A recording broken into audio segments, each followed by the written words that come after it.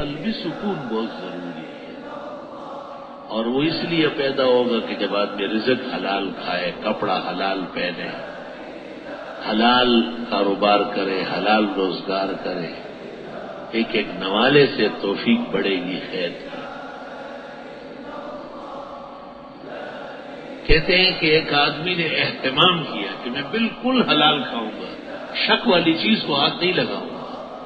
قدیم زمانے میں لوگ بہت ہی اچھے تھے اور بہت خیال رکھتے تھے۔ اللہ توبہ توبہ۔ تو کہتے ہیں کہ بچوں کا بھی اس طرح خیال رکھتے تھے، اور بہت ابھی لوگ بچوں کے لیے پلاٹ خرید رہے، مکان بنواتے ہیں، جائیدادیں بناتے ہیں، یہ نہیں دیکھتے کہ پیسہ کہاں سے آ رہا ہے، یہ حلال بھی ہے یا نہیں۔ حلال ہونا زیادہ ضروری ہے۔ یا ایھا الناس کلوا مما فی الارض حلالا طیبا، اے لوگو زمینی چیزیں حلال صاف ستھری کھاؤ۔ ولا تتبعوا خطوات الشیطان، اور شیطان کے قدموں پہ نہ چلو، انہ لکم عدو مبین، وہ تو دشمن ہے، دشمن تو آپ کو نقصان کا کام سکھائے گا۔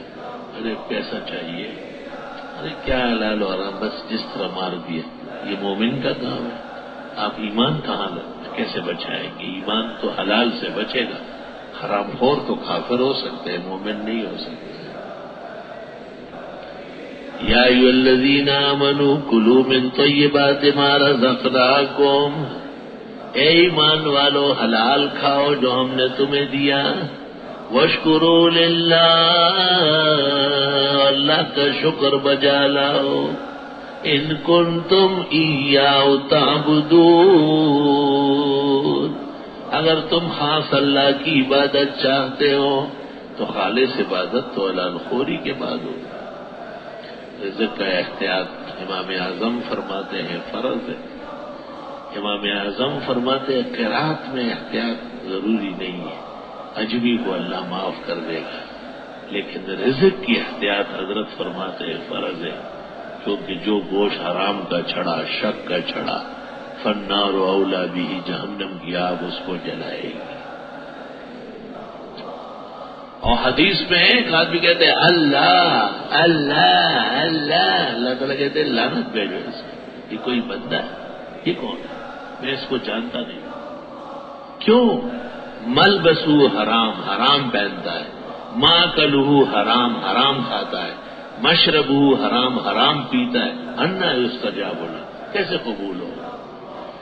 آپ ایک پلیٹ میں پاخانہ ڈالے، ایک میں گوبر ڈالے، ایک میں لیت ڈالے، ایک میں خون ڈالے، جام میں پیشاب بھرے، کسی کو کہے یہ آپ لے، وہ ناراض ہو جائے گا آپ سے، میری توہین کر رہا ہے، میری بے ادبی کر رہا ہے، جبکہ وہ دو کا کھا سکتا ہے، مخلوق ہے، لیکن اللہ بزرگ و برتر، بہت عظیم ذات ہے، علیم بذات الصدور ہے، علام الغیوب ہے۔